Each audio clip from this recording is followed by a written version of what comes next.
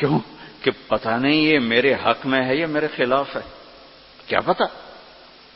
جب آپ نے آنکھ کھولی تو ماتھے پہ پسینہ آ جاتا تھا، تو آپ نے پسینہ پوچھا، آپ مسکرائے، کہا خولا مبارک ہو، اللہ نے تیرے حق میں فتویٰ دی تھی، میرا فتویٰ نہیں چلنے دیا، تیرے حق میں فتویٰ دے دیا۔ اور ایک تھا جبریل آ کے کہہ دیتے یا رسول اللہ، اللہ کہہ رہے ہیں بس اس کو ختم کریں، نہیں۔ پھر یونیورسٹی کے خوبصورت ایڈیٹوریم میں قرآن کیسے پڑھا جاتا اور خولا کی یاد دلاتا، اور ان مستورات کو کیسے پتا چلتا کہ عورت کہاں تک جا سکتی ہے۔ تو ہم نے کہا خولا مبارک ہو، اللہ خود تیرے لیے قاضی بن کے زمین پہ اتر آیا ہے۔ 28واں پارہ شروع ہو رہا ہے، قد سمع اللہ قول التی تجادلک فی زوجها۔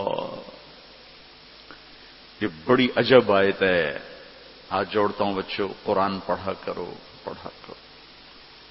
کچھ حصہ ہے جو علماء سے متعلق ہے، جو مسائل ہیں، عقائد ہیں، لیکن باقی قرآن تو نصیحت ہی نصیحت ہے۔ سیرت پڑھو، قرآن پڑھو، ترجمہ پڑھو، قرآن اپنے نبی کی سیرت پڑھو، صحابہ کی سیرت پڑھو۔ ان مستورات سے کہتا ہوں ہمارا ذوق ختم ہو گیا ہے پڑھنے کا، اور تمہیں بھی صرف ڈگری کا شوق ہے، کوئی علم کا شوق کوئی نہیں ہے۔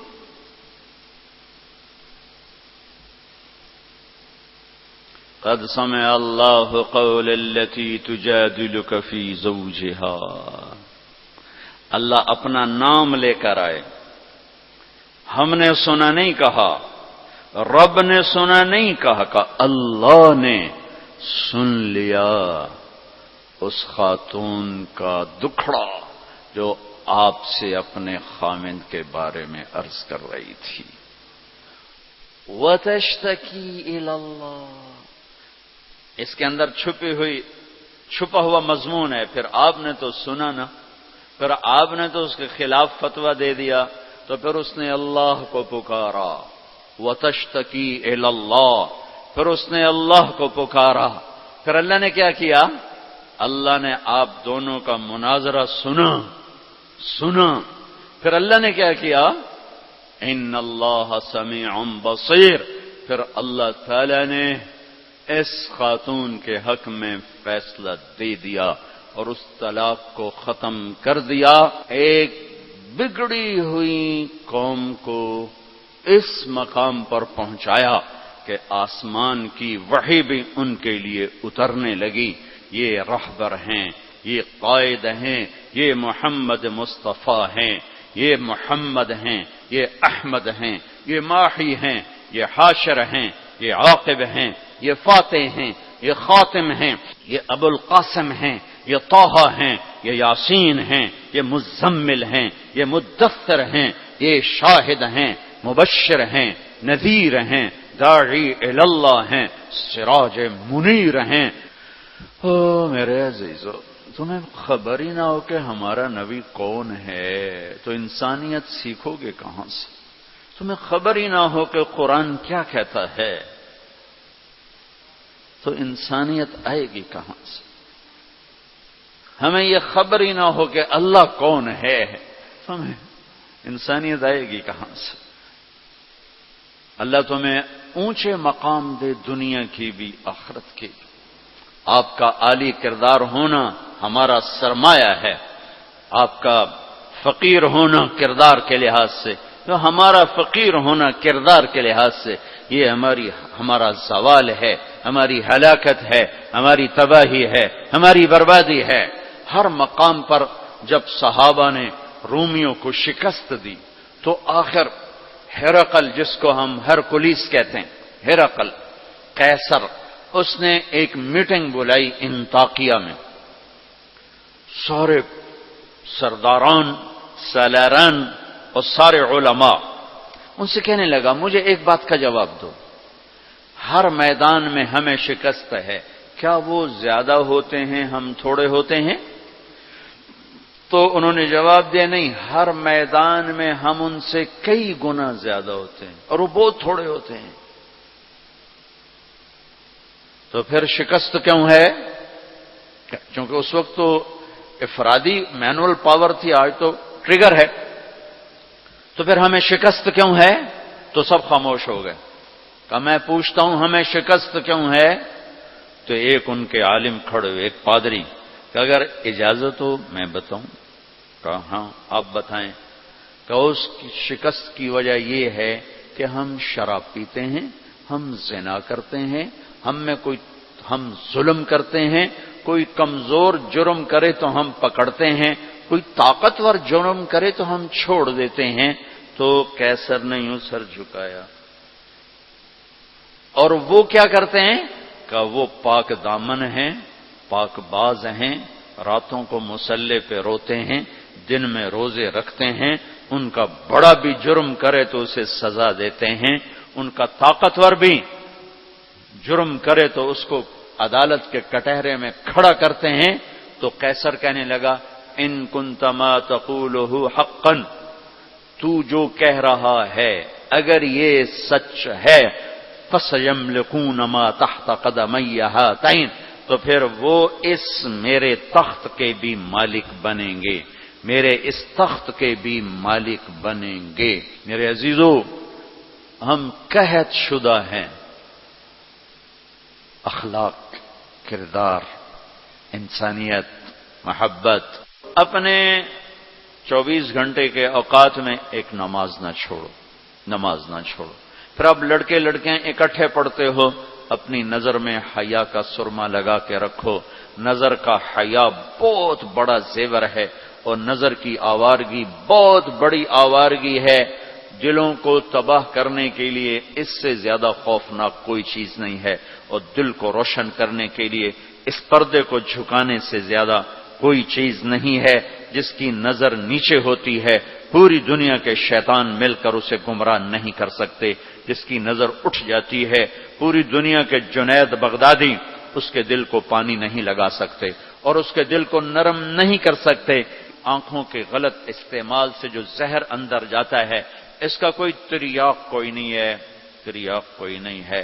اور نظروں کو جھکانے سے جو طاقت اندر جاتی ہے اس کو تباہ کرنے کے لیے کوئی بم بلاسٹنگ نہیں ہے، کوئی گولی نہیں ہے، کوئی بلٹ نہیں ہے. یہ ایسی طاقت ہے کہ عرش تک انسان کو پہنچا دیتی ہے. یہ ایسی طاقت ہے کہ فرشتوں کو اس کے قدموں میں جھکا دیتی ہے. یہ ایسا نور ہے کہ جب تمہاری آنکھ بند ہوگی تو اللہ کی قسم سورج چاند کا نور بھی تمہارے نور کے آگے شرمائے گا، ماند پڑ جائیں گے یہ نور.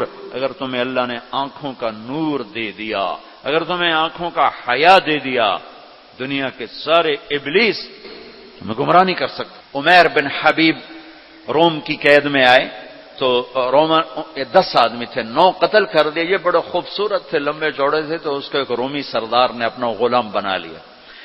پھر اس نے کہا کہ اگر تو عیسائی ہو جائے تو میں اپنی بیٹی بھی دیتا ہوں، اپنی ریاست بھی دیتا ہوں.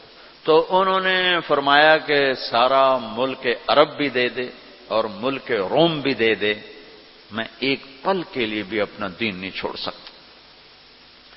پھر اس کو ایک ترکیب سوچی. اس نے ایک گھر پورا خوبصورت فرنشڈ، اس میں ان کو بند کر دیا اور شراب بھی رکھ دی، کھانا بھی رکھ دیا. ایک خوبصورت لڑکی کو تیار کیا کہ اس سے گناہ کرواؤ. وہ آ گئی، وہ گناہ کی دعوت دے رہی. یوں بیٹھوں 3 دن گزر گئے، 3 راتیں کچھ نہ کھایا، نہ نظر اٹھائی، نہ پیا. 3 دن کے بعد وہ لڑکی کہنے لگی تو کیا بلا ہے، نہ تو نے کھایا نہ تو نے پیا نہ تیری نظر اٹھی، کون ہے تو، کیا ہے تو، تمہیں کون روکتا ہے؟ تو فرمایا کہ اب تو میرے لیے شراب بھی حلال ہے جس حال پر میری پیاس پہنچ چکی، اور سور پکا کے رکھا ہوا تھا کہ یہ گوشت بھی میرے لیے حلال ہے جس سطح پر میری بھوک پہنچ چکی ہے، لیکن میرے رب سے مجھے حیا ہے جو مجھے دیکھ رہا ہے. میں یہ کام نہیں کر سکتا. لڑکی 3 دن کی بجائے 30 دن یہاں بیٹھی رہے، میں یہ کام نہیں کر سکتا. میری جوانی امانت ہے، اس پہ داغ نہیں لگ سکتا. وہ کہنے لگی تیرے جیسے انسانیت کے تاج کو میں قتل نہیں ہونے دوں گی، میں تمہیں چھڑاؤں گی. باہر نکل کے کہنے لگی سردار تو نے مجھے کس کے پاس بھیجا ہے؟ لوہا ہے، نہ کھایا نہ پیا، یا پتھر ہے کہ ایک دفعہ اس نے نظر اٹھا کے نہیں دیکھا، میں کہاں سے اس پہ ہاتھ ڈالتی؟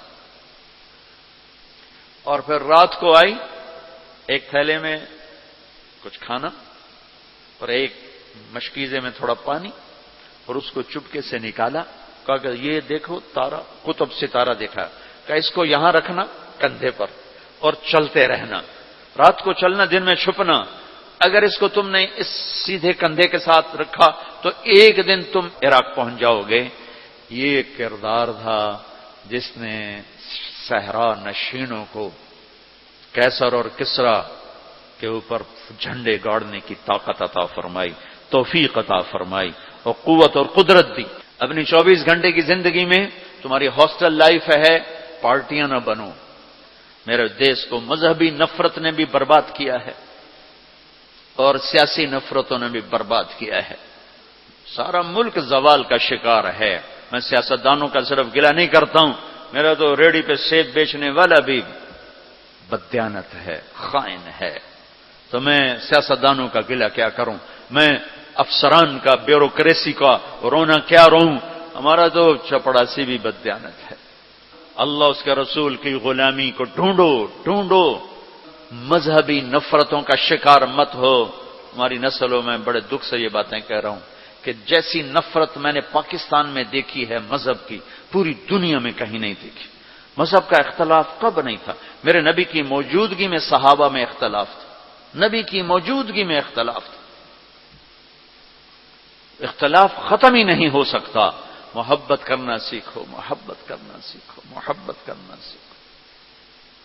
تم اپنے نبی کی سیرت اٹھا کے دیکھو، منافقوں کو گلے لگایا۔ عبداللہ بن ابی مرنے کے قریب ہوا، عبداللہ بن ابی غلیظ ترین انسان اور جہنم کے سب سے نیچے، ابو جہل اوپر ہے، عبداللہ بن ابی نیچے ہے، ابو جہل اوپر ہے، عبداللہ بن ابی اس سے نیچے ہے، لیکن اس نے اسلام کا لبادہ اوڑھا۔ میرے نبی کا عام آدمی، میرے نبی کو تو سارے منافقوں کا پتا تھا کہ کون کون ہے، باقی صحابہ کو نہیں پتا تھا کہ کون ہے، لیکن عبداللہ بن ابی کے بارے میں سب کو پتا تھا یہ منافق ہے۔ اس کے بیٹے آ گئے، وہ صحابی تھے، کہ یا رسول اللہ میرا باپ مر رہا ہے، آپ جنازہ پڑھائیں گے؟ کہا ہاں پڑھاؤں گا۔ تو اس کے کفن کے لیے آپ اپنا کرتا دے دیں گے؟ کہا ہاں۔ آپ نے اپنا کرتا اتار کے دے دیا۔ آپ کہتے ہیں میں منافق کے لیے کیوں کروں؟ کرتا دے دیا۔ وہ مر گیا تو اس کے جنازے پہ کھڑے ہو گئے، حضرت عمر سامنے آ کے کھڑے ہو گئے، یا رسول اللہ یہ کون ہے پتہ ہے؟ کہا ہاں پتہ ہے۔ کہا تو اس کا آپ جنازہ کیوں پڑھا رہے ہیں؟ کہا میرے اللہ نے مجھے ابھی تک روکا نہیں، یوں کہا ہے پڑھ یا نہ پڑھ میں معاف نہیں کروں گا، میں پڑھتا ہوں شاید اللہ معاف کرتا۔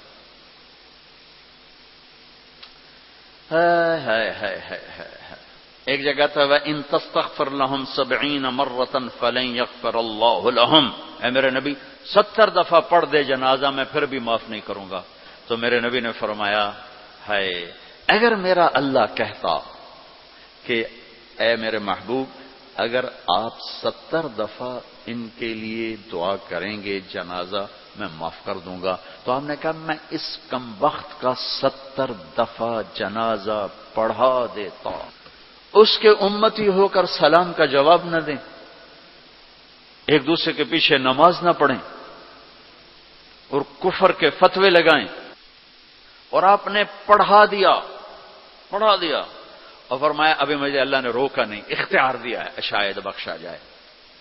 وہ اس کی میت کو لے کر گئے، وہ جلدی نکل گئے، اب ذرا پیچھے رہ گئے تو اس کو قبر میں اتار دیا تھا، ہم نے کہا باہر نکالو، اس کی میت کو باہر نکالا، اپنا لعاب اپنی انگلی پہ لگایا اور اس کے منہ میں ایسا ڈالا کہ شاید اللہ اس کی تو فعل ہی اس کی بخشش فرما دے۔ اس منظر کو دیکھ کر 100 منافق کلمہ پڑھ گئے، 100 منافق کلمہ پڑھ گئے۔ میرے بچوں ایسے علماء کا اعلی کار مت بنو جو تمہیں دست و گرے باں کر دیں، جو تمہیں مسلمان کو کافر پیش کریں۔ مسلمان بنو، مومن بنو، مسلمان بنو۔ اللہ نے ہمارا نام یا مسلم رکھا یا مومن رکھا. میرا تیرا تعارف ایمان ہے، اسلام ہے. ایک دوسرے سے ایسی نفرت، امت تو ختم ہو گئی، گروہ بن گئے، فرقے بن گئے، ٹکڑے ٹکڑے ہو گئے. تو اللہ کی مدد کس پر آئے؟ کس پر آئے؟ کیوں آئے؟ ادھر مذہب کے نام پہ نفرت اور ادھر تہذیب کے نام پہ ننگا پن اور ناچ آوارگی.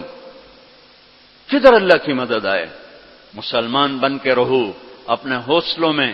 تمہارے ان بچوں میں کوئی آپس میں لڑا ہوا ہو، ابھی اٹھ کے گلے لگنا کہ میرے نبی کا فرمان ہے 2 مسلمان لڑ پڑیں پھر 3 دن تک صلح نہ کریں تو میری طرف سے یہودی مریں، عیسائی مریں، مجھے ان کی کوئی ضرورت نہیں ہے.